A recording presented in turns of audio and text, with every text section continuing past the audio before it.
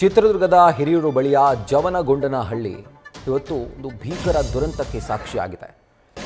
ಬೆಳಗಿನ ಜಾವ ಆರಾಮಾಗಿ ತಮ್ಮ ಡೆಸ್ಟಿನೇಷನ್ಗಳನ್ನ ಸೇರ್ಕೊಳ್ಬೇಕಾಗಿದ್ದಂಥ ಜನ ಈಗ ಆಸ್ಪತ್ರೆ ಪಾಲಾಗಿದ್ದಾರೆ. ಕೆಲವೊಬ್ಬರು ಈ ಲೋಕವನ್ನೇ ತ್ಯಜಿಸಿದ್ದಾರೆ. ಒಂದು ಭೀಕರ ಬಸ್ ದುರಂತದಲ್ಲಿ 4 ಜನ ಪ್ರಯಾಣಿಕರು ಸಾವನ್ನಪ್ಪಿದ್ರೆ ಈ ಬಸ್ಗೆ ಡಿಕ್ಕಿಯಾಗಿ ಈ ಅಪಘಾತಕ್ಕೆ ಕಾರಣವಾದಂಥ ಕ್ಯಾಂಟರ್ನ ಚಾಲಕ ಕೂಡ ಈ ದುರಂತದಲ್ಲಿ ಸುಟ್ಟು ಕರಕಲಾಗಿದ್ದಾನೆ.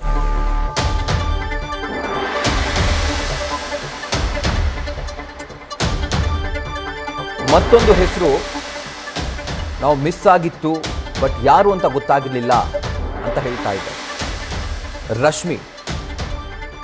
ಸೊ ಅಲ್ಲಿಗೆ ಈ ಬಸ್ ದುರಂತಕ್ಕೆ ಸಂಬಂಧಪಟ್ಟಂತೆ 4 ಜನ ಏನು ಮಿಸ್ ಆಗಿದ್ರು ಅವರ ಹೆಸರು ಈಗ ಸಿಗ್ತಾ ಇದೆ.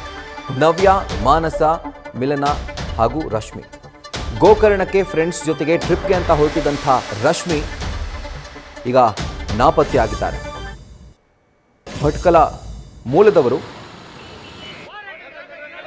ಫ್ರೆಂಡ್ಸ್ ಜೊತೆ ಅವರು ಗೋಕರ್ಣಕ್ಕೆ ಟ್ರಿಪ್ಗೆ ಅಂತ ಹೋಗ್ತಾ ಇದ್ರು. ಅಲ್ಲಿಂದ ಅವರು ಊರಿಗೆ ಹೋಗಬೇಕು ಅಂತ ಪ್ಲ್ಯಾನ್ ಮಾಡ್ಕೊಂಡಿದ್ರು ಏನೋ. ಬಟ್ ಈಗ ಇವರು ಕೂಡ ಈ ಒಂದು ದುರಂತದಲ್ಲಿ ಮಿಸ್ ಆಗಿದ್ದಾರೆ.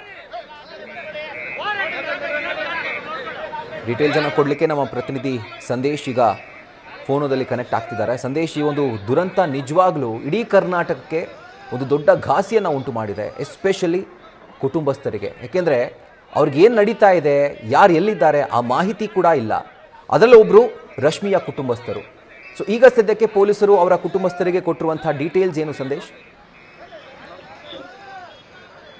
ರಾಹುಲ್, ಸದ್ಯ ಈ ಬಸ್ ದುರಂತದಲ್ಲಿ ಈಗಾಗಲೇ ಸಾಕಷ್ಟು ಜನ ಮಿಸ್ಸಿಂಗ್ ಆಗಿದ್ದಾರೆ. ಅದಕ್ಕೆ ಮೂಲ ಕಾರಣ ಅಂದ್ರೆ ಇಲ್ಲಿ ಬಾಡಿಗಳು ಐಡೆಂಟಿಫೈ ಆಗ್ತಾ ಇಲ್ಲ. ಅಂದ್ರೆ ಈ ಒಂದು ಅವಘಡದಲ್ಲಿ ಸಾಕಷ್ಟು ಜನ ಈಗಾಗಲೇ ಮಿಸ್ಸಿಂಗ್ ಆಗಿದ್ದಾರೆ. ಜೊತೆಗೆ 4 ಜನ ಮೃತಪಟ್ಟಿರೋದ್ರಿಂದ ಇಲ್ಲಿ ಮೃತಪಟ್ಟಿರುವಂತವರು ಯಾರು ಅಥವಾ ಮೃತಪಟ್ಟಿರುವಂತವರ ಮೃತದೇಹ ಎಲ್ಲಿದೆ ಅನ್ನೋದು ಕೂಡ ಗೊತ್ತಾಗ್ತಿಲ್ಲ. ಬಿಕಾಸ್ ಸುತ್ತಿರುವಂತಹ ಮೃತದೇಹಗಳೇನಿದೆ ಅದು ಕೂಡ ಐಡೆಂಟಿಫೈ ಮಾಡಕ್ಕಾಗ್ತಿಲ್ಲ. ಬಿಕಾಸ್ DNA ಟೆಸ್ಟ್ ಮಾಡದೆ ಹೊರತು ಯಾವುದೇ ಕಾರಣಕ್ಕೂ ಕೂಡ ಅಲ್ಲಿ ಸಿಕ್ಕಂತಹ ಒಂದು ಏನು ಸ್ಯಾಂಪಲ್ಸ್ ಅಥವಾ ಸಬ್ಸ್ಟೆನ್ಸಸ್ ಅಥವಾ ಅವರ ವಸ್ತುಗಳು ಏನ್ ಕಲೆಕ್ಟ್ ಮಾಡಿದ್ರು ಆ ವಸ್ತುಗಳನ್ನ ಏನು ರೆಕಗ್ನೈಸ್ ಮಾಡೋದಕ್ಕೂ ಕೂಡ ಆಗೋದಿಲ್ಲ. ಆ ಒಂದು ಸ್ಥಿತಿಯಲ್ಲಿ ಇರೋದ್ರಿಂದ ಇಲ್ಲಿ ಸತ್ತವರ ಒಂದು ಐಡೆಂಟಿಟಿ ರಿವೀಲ್ ಆಗ್ತಾ ಇಲ್ಲ ಅಥವಾ ಯಾರು ಅನ್ನೋದು ಕೂಡ ಗೊತ್ತಾಗ್ತಾ ಇಲ್ಲ. ಹಾಗಾಗಿ ಈಗ 4 ಜನ ಮೃತಪಟ್ಟಿದ್ದಾರೆ ಅನ್ನೋದು ಅಲ್ಲಿ ಸಿಕ್ಕಿರುವಂತಹ ಅವಶೇಷಗಳು ಅಥವಾ ಮೃತದೇಹದ ಏನು ಬೇರೆ ಬೇರೆ ಬಟ್ಟೆ ಆಗಿರ್ಬೋದು, ಮೊಬೈಲ್ ಆಗಿರ್ಬೋದು ಅಥವಾ ಮೃತದೇಹಕ್ಕೆ ಸಂಬಂಧಪಟ್ಟಂತ ಕೆಲವೊಂದು ಪಾರ್ಟ್ಸ್ ಗಳು ಸಿಕ್ಕಿವೆ. ಹಾಗಾಗಿ ಅದರ ಮುಖಾಂತರವಾಗಿ ಯಾರು ಸತ್ತಿದ್ದಾರೆ ಅನ್ನೋದು ಹೇಳೋದಕ್ಕಾಗೋದಿಲ್ಲ.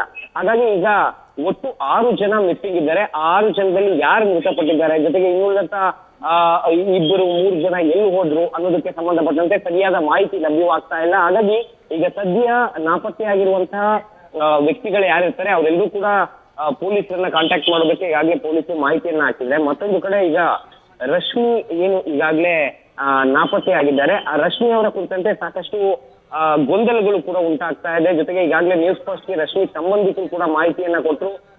ಸ್ನೇಹಿತರ ಜೊತೆ ಅವರು ಗೋಕರ್ಣಕ್ಕೆ ಹೊರಟಿದ್ವಿ ಅಂತ ಹೇಳಿದ್ರು. ರಶ್ಮಿ ಗಗನ ಮತ್ತೆ ರಕ್ಷಿತಾ ಅನ್ನೋ ಜೊತೆ ಹೊರಟಿದ್ರು. ಆದ್ರೆ ಗಗನ, ರಕ್ಷಿತಾ ನಮ್ಮ ಕಾಂಟ್ಯಾಕ್ಟ್ ನಲ್ಲಿ ಇದ್ದಾರೆ, ಅವರು ಸೇಫ್ ಆಗಿದ್ದಾರೆ.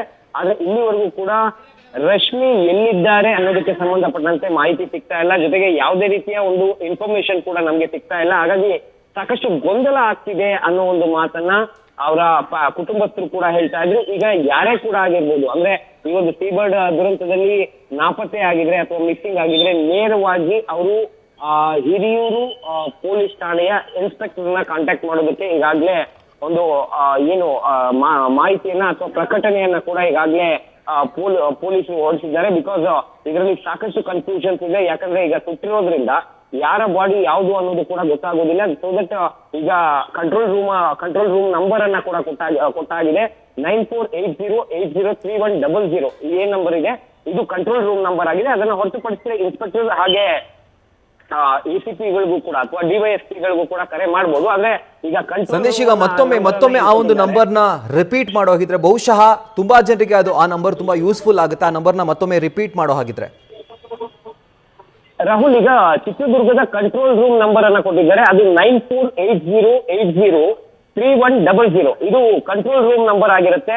ಯಾವುದೇ ವ್ಯಕ್ತಿ ಮಿಸ್ ಆಗಿದ್ದಾರೆ ಅಥವಾ ನಮ್ಮ ಕಾಂಟ್ಯಾಕ್ಟ್ಗೆ ಸಿಕ್ಕಿಲ್ಲ ಅಂತ ಪಕ್ಷದಲ್ಲಿ ನೇರವಾಗಿ ಅವರನ್ನ ಕಾಂಟ್ಯಾಕ್ಟ್ ಮಾಡಬಹುದು, ಅಥವಾ ಪೊಲೀಸ್ ಈಗಾಗಲೇ ಏನು ಪೊಲೀಸ್ ಡಿವೈಎಸ್ಪಿ ಅವರ ನಂಬರ್ ಅನ್ನು ಕೂಡ, ಅಂದ್ರೆ ಇಲ್ಲಿ ಹಿರಿಯೂರು ಮತ್ತೆ ಹೊಸದುರ್ಗ ಪೊಲೀಸ್ ಡಿವೈಎಸ್ಪಿ ನಂಬರ್ ಕೂಡ ಮೆನ್ಷನ್ ಮಾಡಲಾಗಿದೆ. ಜೊತೆಗೆ ಈಗಾಗಲೇ ಗ್ರಾಮಾಂತರ ಪೊಲೀಸ್ ಠಾಣೆಯ ಸರ್ಕಲ್ ಇನ್ಸ್ಪೆಕ್ಟರ್ ನಂಬರ್ ಕೂಡ ಹಾಕಲಾಗಿದೆ. ಅವರ ನಂಬರ್ ಅನ್ನು ಕೂಡ ಒಮ್ಮೆ ಹೇಳ್ಬಿಡ್ತೀನಿ, 9480803115.